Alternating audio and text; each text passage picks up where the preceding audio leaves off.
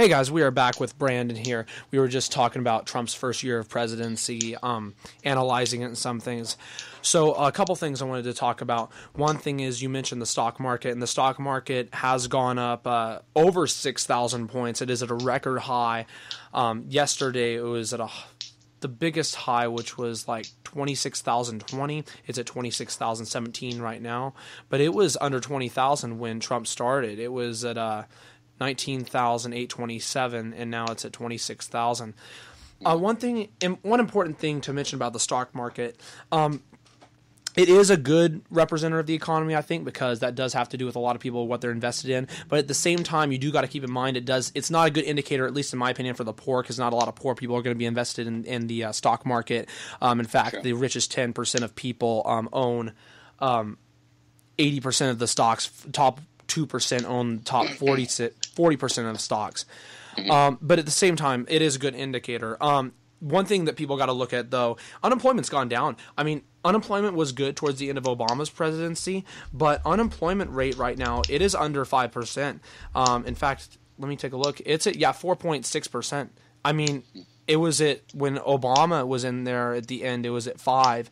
And so, I mean, it hasn't changed that much, but the fact is that it's that low is phenomenal. I mean, and the fact that it's under 5%, that is a very good rate. And a lot of those jobs that have been being created over the last year were private sector, and I think that's great. So hopefully we can see more of that going towards the future. And the tax cut he did, as I mentioned last week, I thought was pretty good. That was the best part of his presidency so far, in my opinion. But there are some things he does that are a little sketchy. I mean, personally, we do have to be smart when it comes to immigration. I think some of his policies, these are ideas on what some policies he thinks should be, aren't the best, in my opinion. I don't really think it's great. For example, there's a story that came out this week. A Michigan father was deported after living in the U.S. for 30 years. A father of 2 who lived in Detroit suburb and was brought into the country illegally nearly 30 years ago when he was 10 years old was deported to Mexico on Monday after his removal had been postponed for several years. The video showed a man, Jorge Garcia of Lincoln Park, Michigan, surrounded by his emotional family members at Detroit Metropolitan Airport. Mr. Garcia's story is one example among many and the latest to capture the nation's attention. It talks about his family saying, "We're devastated, we're saddened, we're depressed." That was his wife. "We're trying to be strong, pull ourselves together, and tell our story." Mrs. Garcia is a United States citizen. She said her husband, 39, worked as a landscaper and did not have any criminal record. He had tried to change his immigration status in 2005 by applying for a green card, but the lawyer we had at the time was incompetent and she filed the wrong paperwork. That's at least what Mrs. Garcia said.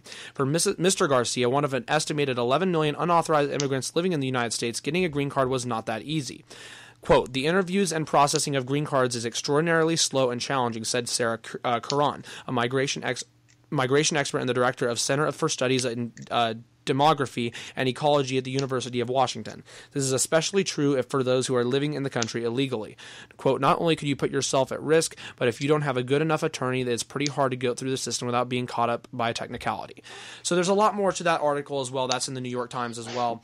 I just think there are a lot of people who are criminals who are here, and I think there are some people who definitely do deserve to be deported, but not these types of people, man. Like, that's the thing. And for me, it's just not the right thing, in my opinion. Yeah. I mean, it's a tough line to walk with immigration. That man was 10 years old when he was brought into the United. That was not against his will, but did he have a choice? Probably not. Exactly. I've heard people that got brought here when they were 2 years old. They were 2 years old. What do you do? Yeah. And that's the tight line of politics that you have to walk. Of course, we have to have a strong border. And that's not just the Mexican border. Our Canadian border needs to be strong. Our waterways, our beaches, they need to be strong. It's such a tough line to walk, and I don't even know where to go with that.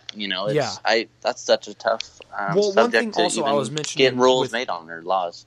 Yeah, one thing I was also mentioning with Al last week, a very interesting stat. Trump deported less people in his first year of his presidency than Obama did in his last year. That's crazy. It's unbelievable to think that. But like when I saw that stat, my eyes almost like blew out of my face. Like I was just like, whoa. But Trump's catching all that flack, from everything. I mean, he has said some things where you're just like, come on, man, you're not helping yourself. But overall, he's managed himself pretty good with all the crap he's had to face. I'll tell you that. I think so too. I think he is managing himself after everything's been thrown just to make him look bad, just throwing at him. And but there's like I said many times, there's other things where you're like, dude, you're on your own on that one. There's not even anything to say. You did mess up there a little bit, right. Or a lot of it, Right, and but everyone's human, so right. That's just. It's just crazy, though, like, some of the outrage there's been over the past year on many things. I mean, the thing is, the Charlottesville thing, there was reason for there to be outrage over it. But he said that there were, good people on both sides, but there was also people on both sides who were doing violence.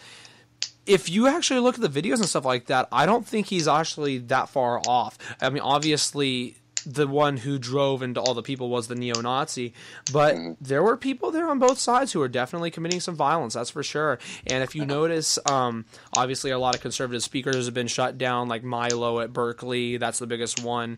Antifa has really hurt the progressive cause because of what they have been doing. They're just stupid. I mean, there was like a small, I want to say it was in Massachusetts, it was like in April or May, of people who were just gathering there talking about liberty and everything. And there were thousands, tens of thousands of people that were on the fences of that, and Antifa members were committing violence, and there's been a lot of violence since Trump has been in the presidency role, and that's not his fault. It's not his fault. People need to take some self-responsibility and self-ownership. Yeah, I really think so too. That there's no wrong to protesting in the United States. That is one of our rights, and that's just such a big thing for us. And that's when he means there's good people on both sides. They may stand for what you don't believe in, and that's also a right. You can protest. The only thing is I'm sorry, but going back to the Charlottesville thing. Yeah. When a Nazi flag comes out, when a swastika flag gets flown in the United States of America, there's an issue. There is a huge issue. 600,000 people died to rip that Nazi flag off of the Germany Reichstag. Yes. You don't fly that in America, and I mean, if I was Trump, I would have said something about that. To an extent, I think same thing goes with the Confederate flag, as that was almost against America as well with the Civil War. Yeah. There are people who do view the Confederacy as more of a not racist symbol. They view it more of pride. I don't know what there is to be prideful for. Some people view it as that. And so they're not all racist, so they're flying the Confederate flag. And that's what some people have been fighting for as well, to keep up Confederate monuments and stuff like that. Even though I think personally they should be taken down if they're on public property. Same thing goes with the Confederate flag. Same thing goes if the Nazi flag was flown on a public property. However, I would like to say, as much as obviously the symbol is disgusting, is degrading, it was used to justify the killing of millions of Jews, and it's the worst thing ever out there. If it's thrown on private property, I don't have a problem with it. And the thing is, it's an awful symbol. It's awful. We all need to understand the history that represents. But at the same time, us winning World War II is we have the freedom of speech. We have the First Amendment, which is freedom of expression. If we were living under Nazi rule, we wouldn't have that. So them being able to fly that flag, honestly, to me, shows, okay, we won. Because you get to fly that here. We won the war, so we still have all of our liberties still here intact because you did not beat us. We emerged victorious, not you. Yeah. I mean, that's a good point. Private property is that's your land. You do whatever you want on your land, I guess. I mean, that's I agree with you. I understand it's an awful symbol and everything. I get it. Yeah. I mean, the Confederate flag. God, man, y'all lost. Yeah, exactly. I mean, you guys lost, but I mean, go ahead and fly that. You lost. We won. All right. The right people won that war, and I'll never, every man has the right to life, liberty, and the pursuit of happiness, and not a symbol can take that away from anybody. So, yeah, but those symbols, man, they just hit to my soul. That ain't right. Yeah, I know. I get it. 100%. It's rough. It's also a fine line to walk. Yep. Everything is in this life. So, Hey, I love that comment by Al. With every racist flag, there's a million American flags to combat it, for sure. Yeah, I remember having a conversation with him about that. That's funny. Yep. Okay, so the next thing I want to talk about, this actually just came to my mind as we were talking about some of this stuff and the violence and protests and stuff like that. So I'm not sure if you know about this story. Did you hear about the story of H&M when they had the Coolest Monkey in the Jungle shirts and the hoodies and stuff like that? Man, who let that out? What director of something let that go? That is ridiculous. I know. So I agree with you. So obviously, if you guys don't know about this, there was H&M put out a new hoodie, and it was on a black kid, and it said "Coolest Monkey in the Jungle," and then there was another one with a white kid who said something also in relation to that, but it was like "King of the Jungle" or something like that. But so basically, they've caught a lot of outrage. They said, a lot of racism and stuff like that. People saying that it was the racist thing for them to do that, and that they should have taken it down. And what was really interesting is the mother of the kid who had that hoodie on said that she did not believe it was a racist thing, even though I think most people view it as that. However, there is an update on this story that I wanted to get to. So, in South Africa this week, there were a lot of protests, and H&M closed its shops in South Africa in multiple cities, Cape Town, Johannesburg, and other stores as well. So basically what happened is South Africa's Economic Freedom Fighters, which is an opposition party led by Julius Malema, it's like a socialist party. They basically protested outside of H&M stores, which is fine. But what ended up happening is it led to them destroying property. They went in there and basically took the shirts down. They started just thrashing the place. And I think what they don't understand is it's not the workers' fault. It's the people who made those decisions. But my thing is, if there's that much outrage over, like, them having this shirt, it's like, who really is the bigger, awful person here? Like, it's like, obviously the people who put the shirt up there, that's really bad for them to do that. I don't think that they would put that up there knowing it's a racist thing. I think that they just put it up there as a bad decision. But these people are out there on purpose committing violence and stuff like that, committing like acts of damaging private property, and that's just not right. I talked about this on Facebook earlier this week. It's just not right. And there's got to be a smarter way to combat things. We just had MLK Day this week. Martin Luther King would not agree with some ways that there have been really riots and protests over multiple things that are terrible, but they're not doing it the right way. And that's a huge problem because it makes them look like the bad guy and not the person who is the one putting this awful shirt out there, putting out the awful ideology, and it's just not smart.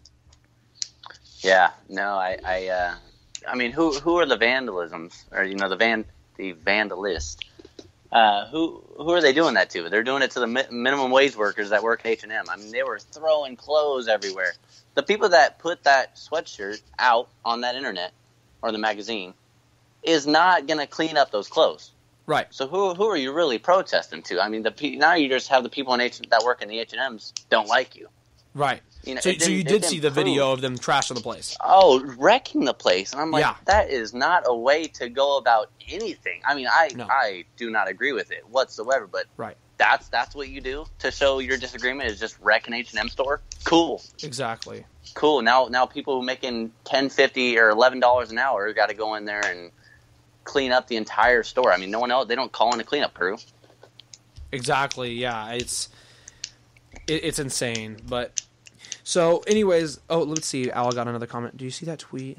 Retweet where it said MLK. Well, there's been a lot of interesting things that have been talked about MLK. He was an anti-imperialist, and he actually put out a video, Kyle Kalinske. He's the person who me and Al like to watch. He has this YouTube channel called Secular Talk. He puts out 5 videos a day or so. He did have a video, it was about 16 minutes long, that talked about MLK being a socialist and anti-imperialist.